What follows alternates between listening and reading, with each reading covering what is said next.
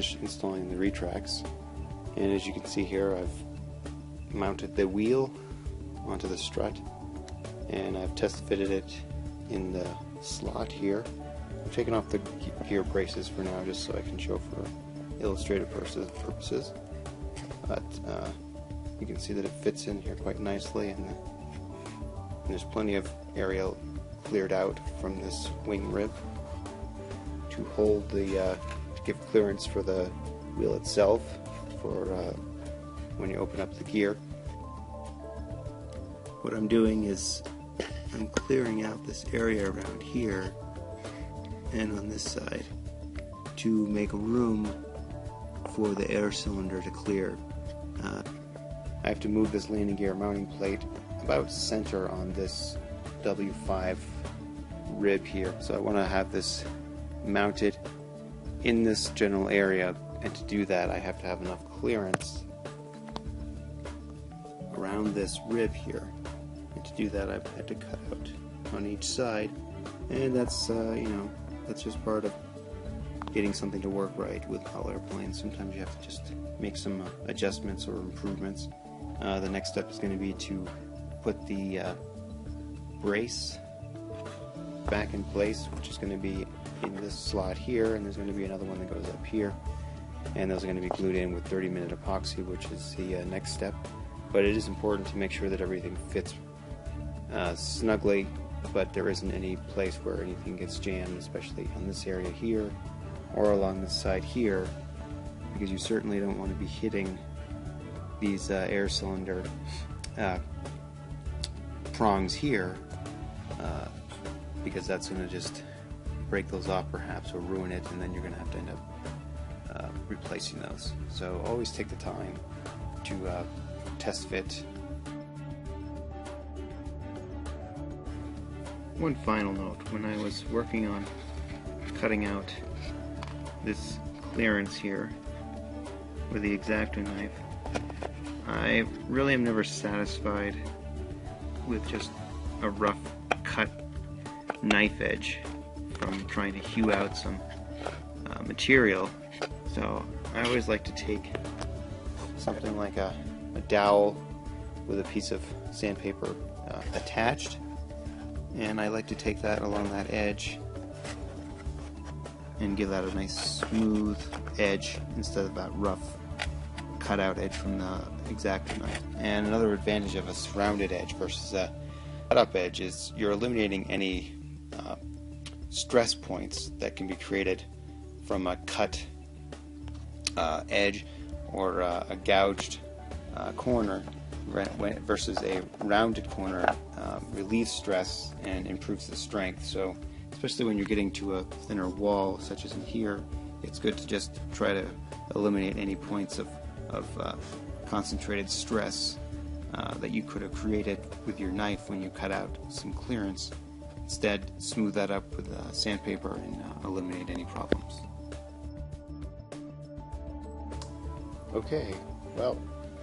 as I finished up that step before where I cleared out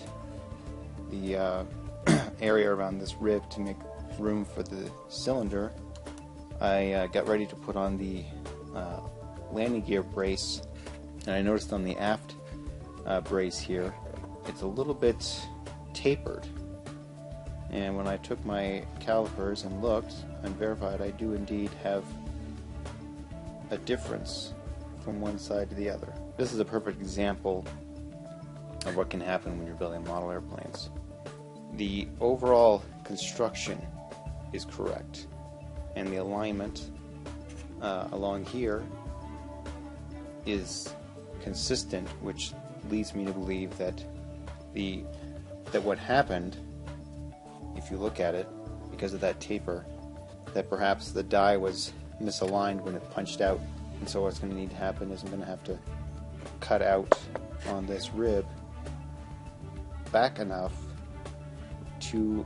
allow this brace to sit on here. And when you try to put the landing gear in, there's not enough clearance to get this in here the way it is at present. So because of this misalignment here, we're not providing enough space between these two to allow for the nipples to get past there without perhaps causing damage to them. And I'm pretty close now to where I want to be, so that this gap here is even from this end all the way down to this end. What I've been doing is I've been taking a sanding block that I made just out of a piece of old plywood, made sure that this edge was nice and flat and straight, and I've been using it to evenly sand these two ribs on the slots. It's a nice way to make sure that you're not off at an angle like this. You know, this is a little extreme obviously, but if you're over here trying to do it like this, you're going to certainly round that off. But if you have another surface to stay true to, such as this, keeps you in line, and it keeps you from making another mistake and having to add material back on because you didn't sand properly. And I've also concluded that because of the way that this is designed, and because of this nipple here, I am going to cut a relief slot right here, so that when this does slide down inside there, that is going to have enough clearance, and I don't have to worry about trying to put that in an angle to get it in and then try to push it in and damage my landing gear braces.